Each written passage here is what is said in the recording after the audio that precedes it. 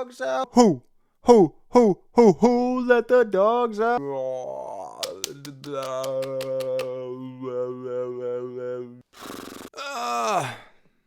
Here we go. What's up, everybody? Thank you for tuning in to the Shock Therapy Podcast for Tuesday. Motherfucker. I just did all that vocal exercise and I still couldn't remember the goddamn month. The Shock Therapy Podcast. It's that boom, boom, boom, boom, boom. At that point, electric current is passed between the electrodes in the head. That shit just kicked in. I just feel like I smoked 1,000 blunts. For discovery brings with it the penalties of society. Shame, arrest, prison.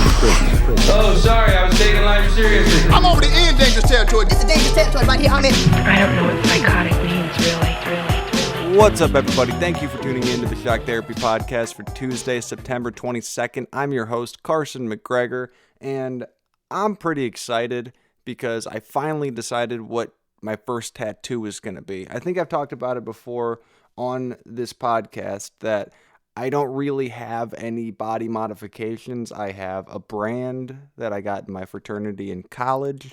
I have 2 stick and poke tattoos. All of them are on my thighs. Everything I just mentioned is on my thighs. The brand, both stick and poke tattoos. If you don't know anything about stick and poke tattoos, basically you just take a, not recommending this, by the way. It's not a very good idea, unless you know what you're doing. Some people are like crazy good at it for some reason, especially people in prison. People in prison can line that shit up like a good haircut. You take a pencil. This is how I would do it. You take a pencil and you put a sewing needle ass end into the eraser. You know, you stick her in there, kind of in between the eraser and the little metal bit on the back, so it stays. You know, you kind of just lodge it in there, squeeze it in there, so that the needle, the sharp needle side, is poking out away from the eraser.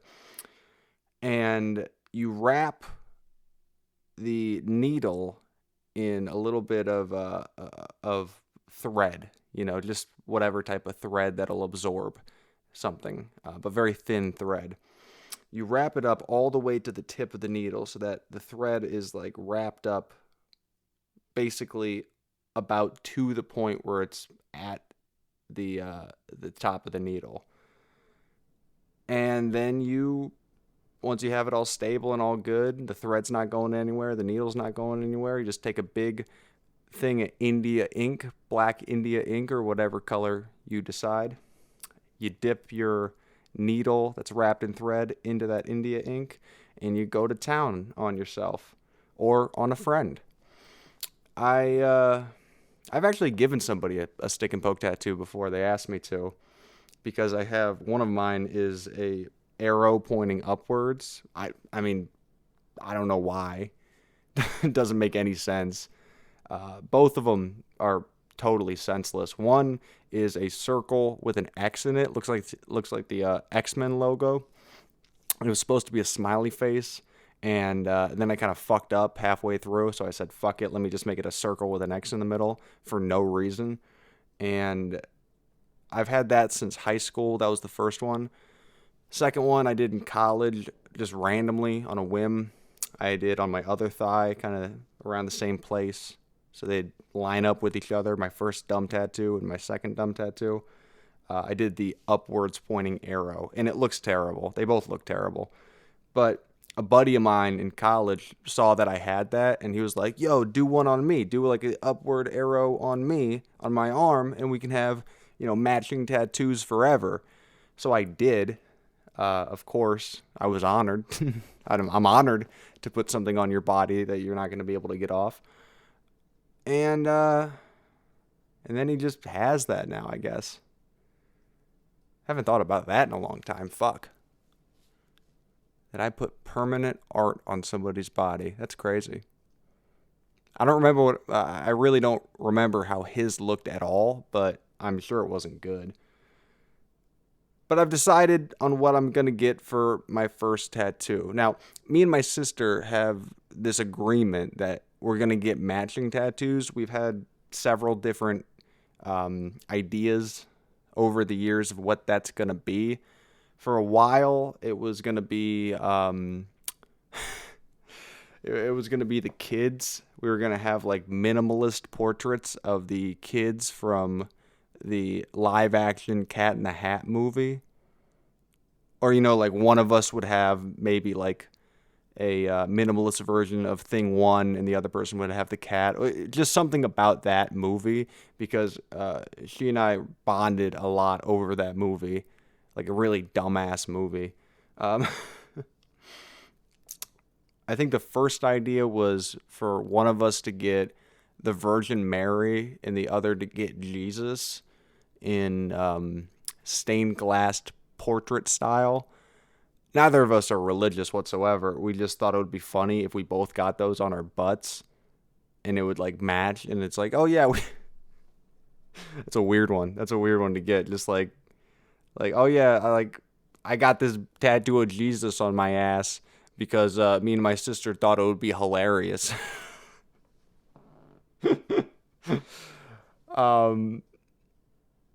And now we've kind of decided because we were driving and on the radio came some commercial or, they were doing an interview with some female country star and we weren't listening to the interview. It was just like, how radio stations do that. They'll play like a little segment of that interview, as one of their commercials to be like, make sure to tune in at this time so you can hear this country singer talk about her musical influences and her new album, that type of shit. And she was talking about her tattoos. And she said, yeah, I got the Queen of Hearts on my wrist.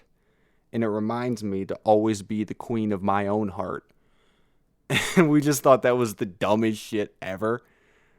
We just thought it was so ridiculous to get... It reminds me to be the queen of my own heart. Like, that's so stupid. So I think we've landed on that one. I think it's confirmed that one is going to be our matching tattoo. Now, no date has been set for that. We don't know when we're going to get that. I think we're getting it on our wrists as well. Because it also just kind of looks like a cool thing. The Queen of Hearts, very small, very easy. Not much explanation required for why you would have that. It just kind of looks cool. And then you can give them the backstory of like the funny radio interview. But if it, just outside of that, it doesn't require a backstory. That's my issue with doing something like Jesus on my ass. I think I would have to tell every person who saw my ass for the rest of my life what's up with that. Like every girl I slept with, every doctor, everybody that just it catches me slipping at a public pool. I go off the diving board a little bit weird. I gotta, get my trunks back on me real quick. Some kid underwater's like, I saw Jesus on that guy's ass. Oh man, his mom just, it's like, we gotta get this kid out of here. We gotta get him some holy water stat. Because I think the devil's getting to him. He's seeing Jesus in people's ass. That's why I like the Queen of Hearts idea, because it's very simple. But my first solo tattoo, I'm talking about it like an album, my first solo tattoo, that's going to be something from Calvin and Hobbes, because Calvin and Hobbes was huge for me when I was a kid. I read all the anthologies, all the, books. I read every single one. I think I still own every single one. And I don't know, it just did a lot for me. I wasn't a big reader growing up. I was never big into books, into literature. I was more of a movie guy. But I loved some good comics, man. I really love some good comics. And I'm not talking about superhero comics or like graphic novels. That really wasn't my thing. I read Watchmen. That's a favorite of mine, but I haven't gone too deep into that medium. It's more about, I don't know, simple, easy reading comics, I'm very simple with my taste when it comes to comics. I like Archie comics. I don't know why. I they're the simplest, dumbest stories, but for some reason they just get to me. and Calvin and Hobbes comics. And then I would read anthologies of other newspaper style comics like Garfield. I own a couple of those. Foxtrot. I own a couple of those. Pearls Before Swine was great. There's a couple other ones. I never really got into Doonesbury. Never got into Dilbert. Dilbert just didn't. I didn't relate to it because it's more of a workplace humor thing. But Calvin and Hobbes will always be my favorite, always be the best. And so I'm trying to figure out right now what way I want to take that, because there's so many great panels from that comic over the years that I want to get one that's original and also, cool and speaks to me in some way. I don't know whether or not to get one with text, like with a quote, because I always thought it was kind of lame when somebody put a quote on their own body, especially with stuff like Bible verses or quotes from books. And I would be no better than anybody else that I look down upon for doing that sort of thing if I got a quote on my body somewhere. So I'm kind of between a rock and a hard place here, because the quotes from Calvin and Hobbes are really fucking good. And, there's a big part of me that would like one of them on my body. But I don't know. I just think it seems kind of corny. Like, a good one is a good example is Calvin catches a butterfly and goes over to show Hobbes, like, hey, look, I caught a butterfly. And Hobbes says to him, if human beings could put rainbows in zoos, they would. And then he just walks away. I like that type of shit a lot. I don't know. It really gets me.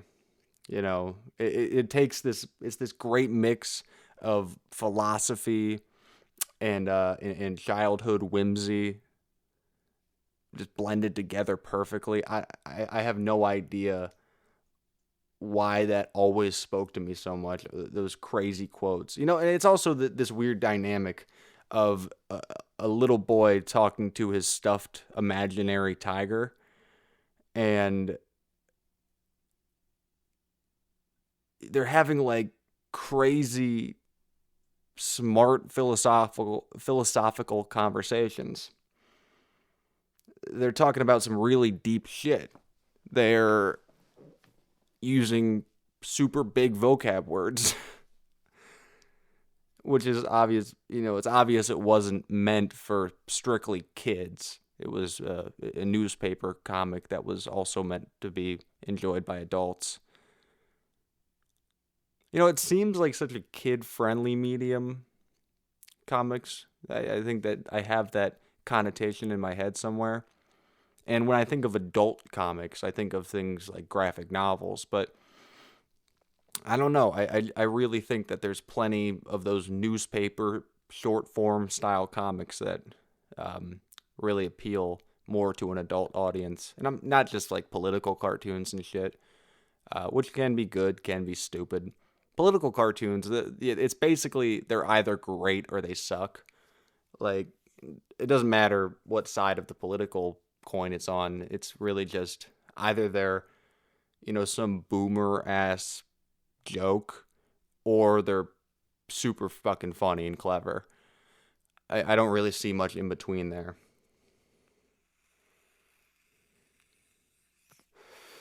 It's been a while.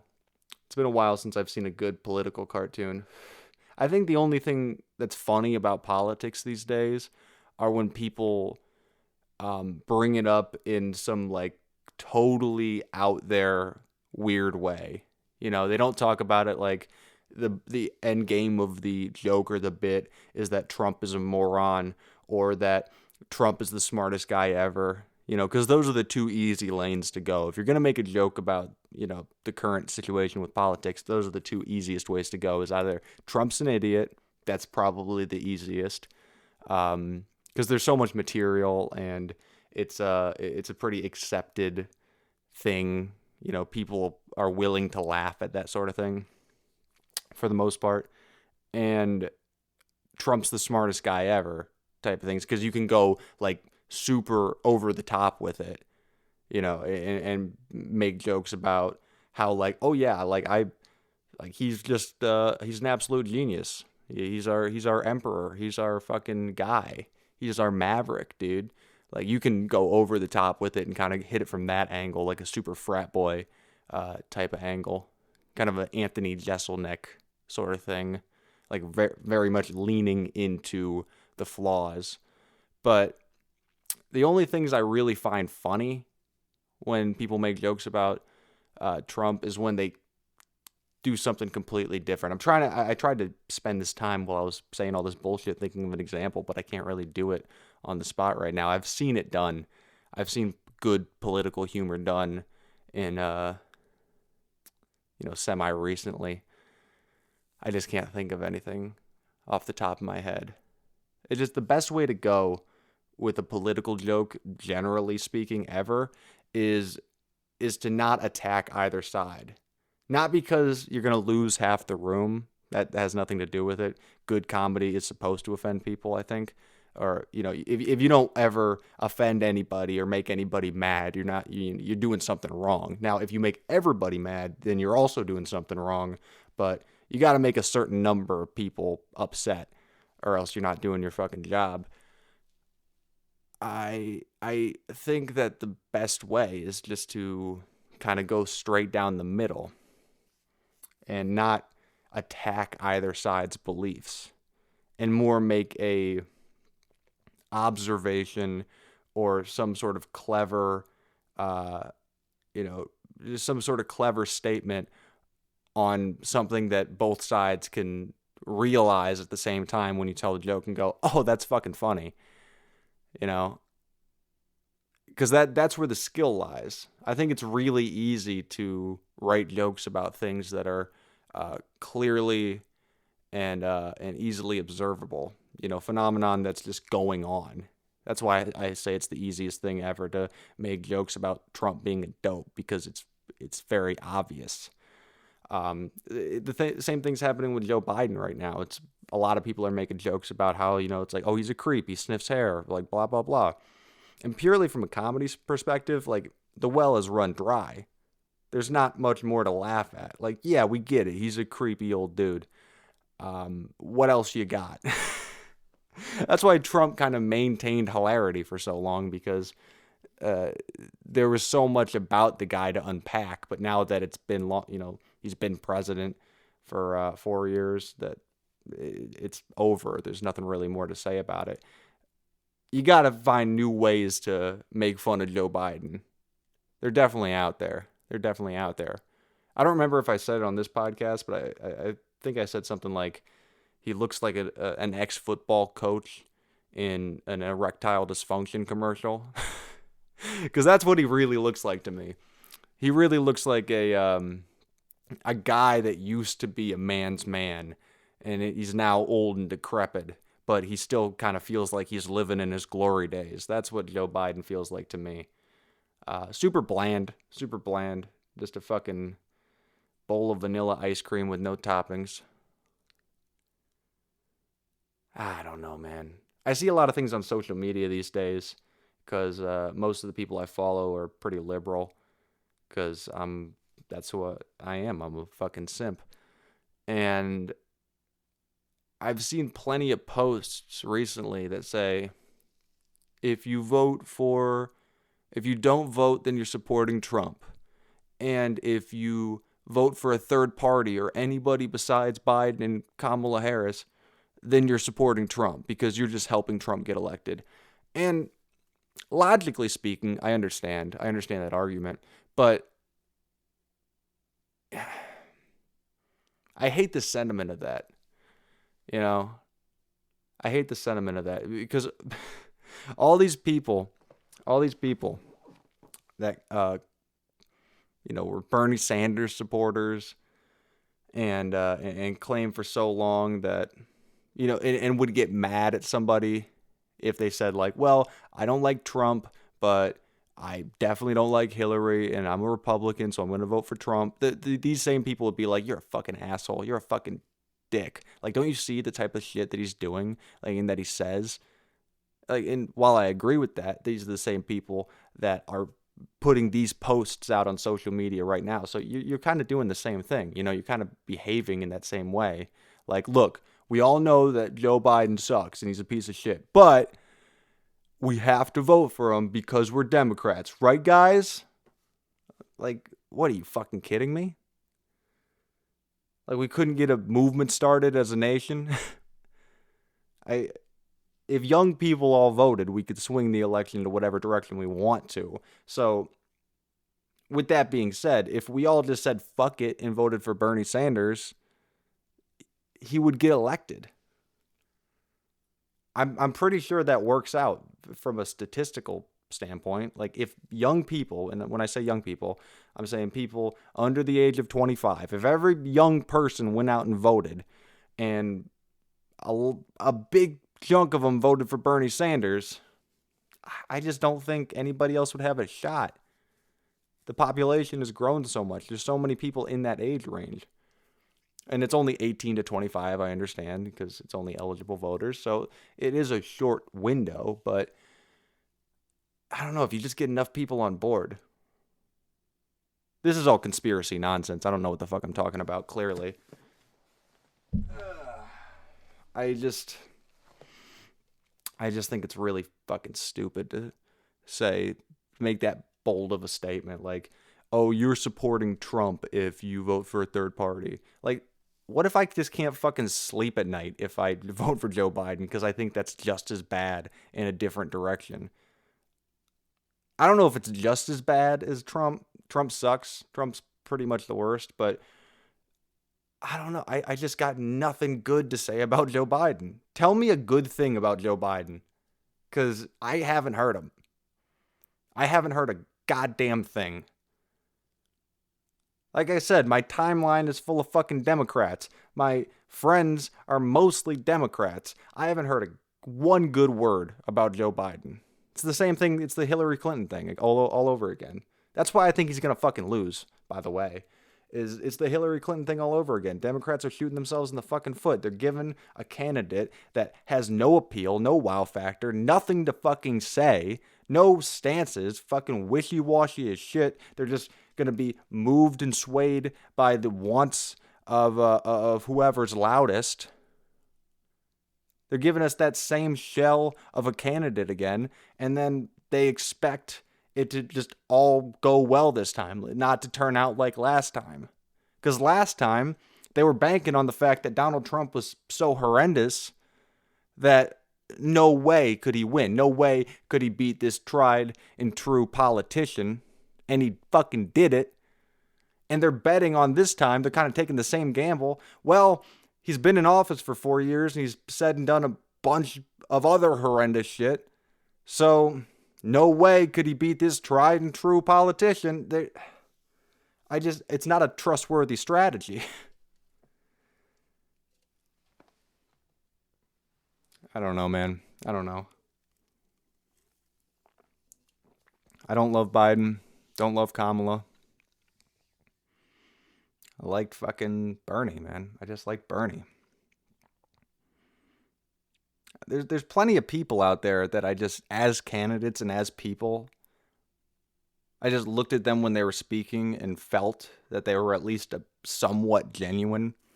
And Bernie was one of those guys. Bernie was one of those guys that just, to me, appeared like a genuine person who wanted to do good things. I think the same thing about John Kasich.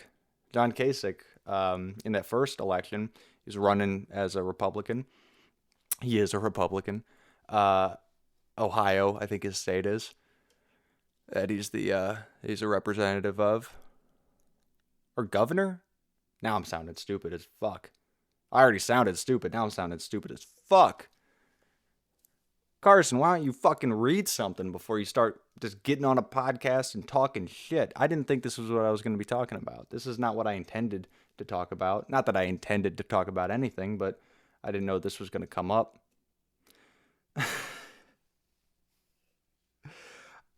I don't know. I just felt like he was a pretty genuine person. And I felt the same way about what's his face? Pete Buttigieg. That guy, that fucking dude, he seemed cool. Seemed like a real dude. Just trying to make a difference. There's plenty of them out there. They just never make it past the first couple of rounds.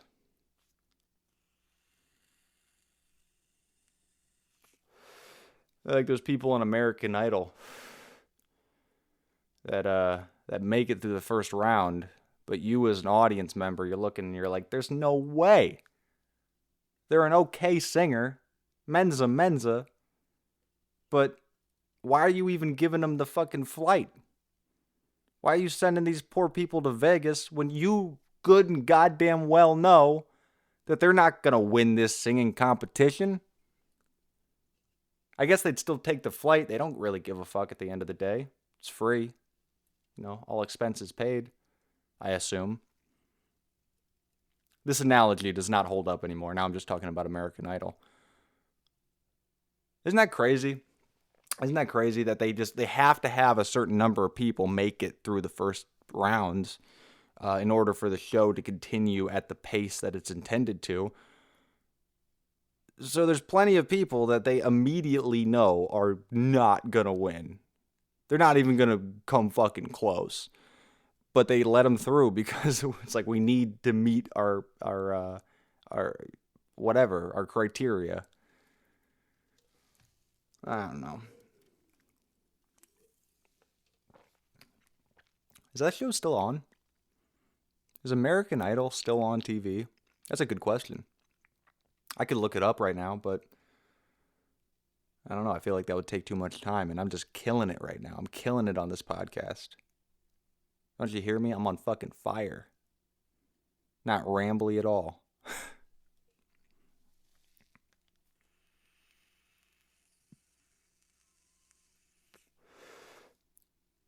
I kind of lost interest in those singing competitions. I don't really get them at this point in my life. Because, I don't know. I'm not that impressed by somebody singing. It's weird to say, but I'm way more impressed by somebody rapping. That's why I like rap more than any other genre of music. Is because I find it to be a more impressive skill than singing.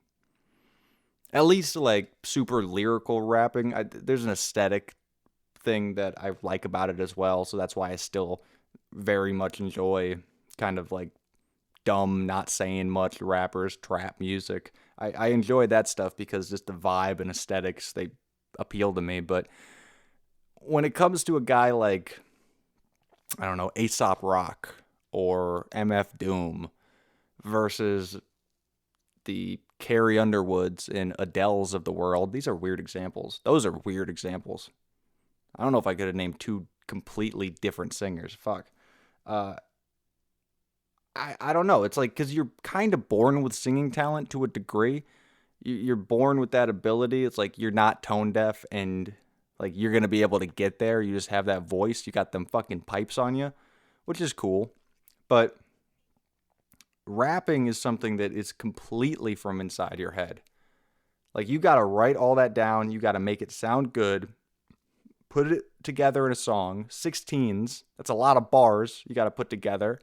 They all got to fit. You can't just add filler for no reason. You can't just be like, well, I got 14 bars, and now I just need to throw 2 more in there. Not if you want to have a good song. You got to actually make those bars count, every single one of them.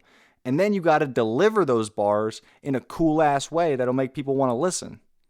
Like, if you're a singer, you don't even have to write your own shit half the time. You could just get somebody else to write your shit just because you have the gift of gab, as they... that's not the gift of gab, but you know what I'm saying. You have that the golden vocals, so you could just get some other schmuck to write your lyrics for you, and then you go in the recording booth, sing them, basically do some controlled screaming, and then collect $1 million checks.